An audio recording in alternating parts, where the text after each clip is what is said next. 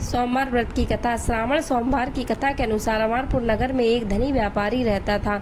दूर दूर तक उसका व्यापार फैला हुआ था। नगर में उस व्यापारी का सभी लोग मान सम्मान करते थे। इतना सब कुछ होने पर भी वह व्यापारी अंतर मन से बहुत दुखी था, क्योंकि उस व्यापारी का कोई पुत्र नहीं था। दिन रात उसे एक ही चिंता सताती रहती कि उसकी मृत्यु के बाद उसके इतने बड़े व्यापार और धन संपत्ति को कौन संभालेगा। पुत्र पाने की इच्छा से वह व्यापारी प्रति सोमवार भगवान शिव की व्रत पूजा किया करता था। सायंकाल को व्यापारी शिव मंदिर में जाकर भगवान शिव के सामने घी का दीपक जलाया करता था। उस व्यापारी की भक्ति देखकर एक दिन पार्वती जी ने भगवान शिव से कहा कि हे प्राणनाथ, यह व्यापारी आपका सच्चा भक्त है। कितने दिनों से यह सोमवार का व्रत और पूजा नियमित कर रहा है। भगवान आप इस व्यापारी की मनोकामना अवश्य पूर्ण करें। भगवान शिव ने मुस्कुराते हुए कहा कि हे पार्वती, इस संसार में सबको उसके कर्म के अनुसार फल की प्राप्ति होती है। प्राणी जैसा कर्म करते हैं उन्हें वैसा ही फल प्राप्त होता है। इसके बावजूद पार्वती जी नहीं मानी। उन्होंने आग्रह करते हुए कहा, नहीं प्राणनाथ, आपको इस व्यापारी की इच्छा पूरी करनी ही पड़ेगी। यह आपका अनन्य भक्त है। प्रति सोमवार आपका विधिवत व्रत रखता है और पूजा अर्चना के बाद आपको भोग लगाकर एक समय भोजन ग्रहण करता है। आपको इसे पुत्र प्राप्ति का वरदान देना ही होगा। पार्वती जी का इतना आग्रह देखकर भगवान शिव ने कहा, तुम्हारे आग्रह पर मैं इस व्यापारी को पुत्र प्राप्ति का वरदान देता हूँ, लेकिन इसका पुत्र 16 वर्ष से अधिक जीवित नहीं रहेगा। उसी रात भगवान शिव ने स्वप्न में उस व्यापारी को दर्शन देकर उसे पुत्र प्राप्ति का वरदान दिया और उसके पुत्र के 16 वर्ष तक की जीवित रहने की बात भी बताई। भगवान के वरदान से व्यापारी को खुशी तो हुई, लेकिन पुत्र की अल्पायु की चिंता ने उसे खुशी को नष्ट कर दिया। व्यापारी पहले की तरह सोमवार का विधिवत व्रत करता रहा। कुछ महीने पश्चात उसके घर अति सुंदर पुत्र उत्पन्न हुआ। पुत्र जन्म से व्यापारी के घर में खुशियां भर गईं। बहुत धूमधाम से पुत्र जन्म का समारोह मनाया गया। व्यापारी को पुत्र जन्म की अधिक खुशी नहीं हुई, क्योंकि उसे पुत्र की अल्प आयु की रहस्य का पता था। यह रहस्य घर में किसी को नहीं मालूम था। विद्वान ब्राह्मणों ने उस पुत्र का नाम अमर रखा। जब अमर 12 वर्ष का हुआ तो शिक्षा के लिए उसे वाराणसी भेजने का निश्चय किया। व्यापारी ने अमर के मामा दीपचंद को बुलाया और कहा कि अमर को शिक्षा प्राप्त करने के लिए वाराणसी छोड़ा। अमर अपने मामा के साथ शिक्षा प्राप्त करने के लिए चल दिया। रास्ते में जहाँ भी अमर और दीपचंद रात्रि विश्राम के लिए ठहरते, वहीं यज्ञ और ब्राह्मणों को भोजन कराते थे। लंबी यात्रा के बाद अमर और दीपचंद एक नगर में पहुंचे। उस नगर के राजा की कन्या के विवाह की खुशी में पूरे नगर को सजाया गया था। निश्चित समय पर बारात आ गई, लेकिन वर का पिता अपने बेटे के एक आंख से काने होने के कारण बहुत चिंतित था।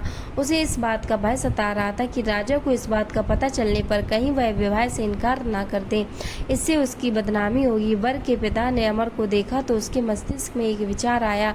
उसने सोचा, क्यों न इस लड़के को दूल्हा बनाकर राजकुमारी से विवाह करा दूं। विवाह के बाद इसको धन देकर विदा कर दूंगा और राजकुमारी को अपने नगर में ले आऊंगा। वर के पिता ने इसी संबंध में अमर और दीपचंद से बात की। दीपचंद ने धन मिलने के लालच में वर के पिता की बात स्वीकार कर ली। अमर को दूल्हे के वस्त्र पहनाकर राजकुमारी चंद्रिका से विवाह करा दिया गया। राजा ने बहुत सा धन देकर राजकुमारी को विदा किया। अमर जब लौट रहा था तो सच नहीं छिपा सका और उसने राजकुमारी की ओढ़नी पर लिख दिया, राजकुमारी चंद्रिका, तुम्हारा विवाह तो मेरे साथ हुआ। मैं तो वाराणसी में शिक्षा प्राप्त करने जा रहा हूँ। अब तुम्हें जिस नवयुवक की पत्नी बनना पड़ेगा वह कान्हा है। जब राजकुमारी ने अपनी ओढ़नी पर लिखा हुआ पढ़ा तो उसने काने लड़के के साथ जाने से इनकार कर दिया। राजा ने सब बातें जानकर राजकुमारी को महल में रख लिया। उधर अमर अपने मामा दीपचंद के साथ वाराणसी पहुंच गया। अमर ने गुरुकुल में पढ़ना शुरू किया। जब अमर की आयु 16 वर्ष पूरी हुई तो उसने एक यज्ञ किया।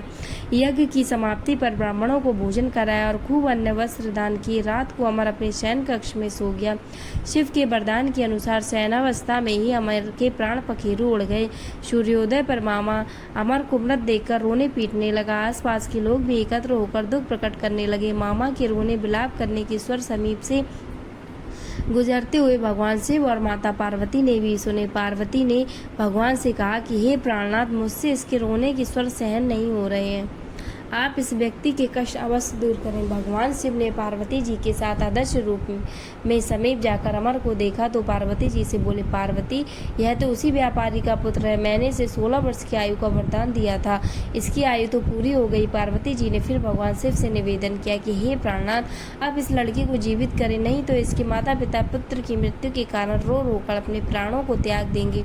इस लड़के का पिता तो आपका परम भक्त है, वर्षों से सोमवार का व्रत करते हुए आपको भोग लगा रहा है।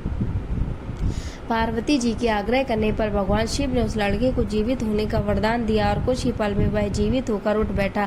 शिक्षा समाप्त करके अगर मामा के साथ वह अपने नगर की ओर चल दिया। दोनों चलते उसी नगर में पहुंचे जहां अमर का विवाह हुआ था। उस नगर में भी अमर ने यज्ञ का आयोजन किया। समीप से गुजरते हुए नगर के राजा ने यज्ञ का आयोजन देखा। राजा ने अमर को तुरंत पहचान लिया। यज्ञ समाप्त होने पर राजा अमर और उसके मामा को महल में ले गया और कुछ दिन उन्हें महल में रखकर बहुत सा धन वस्त्र देकर राजकुमारी के साथ विदा किया। रास्ते में सुरक्षा के लिए राजा ने बहुत से सैनिकों को भी साथ भेजा। दीपचंदनी नगर में पहुंचते ही एक दूत को अपने घर भेजकर अपने आगमन की सूचना भेजी। अपने बेटे अमर के जीवित वापस लौटने की सूचना से व्यापारी बहुत प्रसन्न हुआ। व्यापारी ने अपनी पत्नी के साथ स्वयं को एक कमरे में बंद कर रखा था। भूखे प्यासे रहकर व्यापारी और उसकी पत्नी बेटे की प्रतीक्षा कर रहे थे।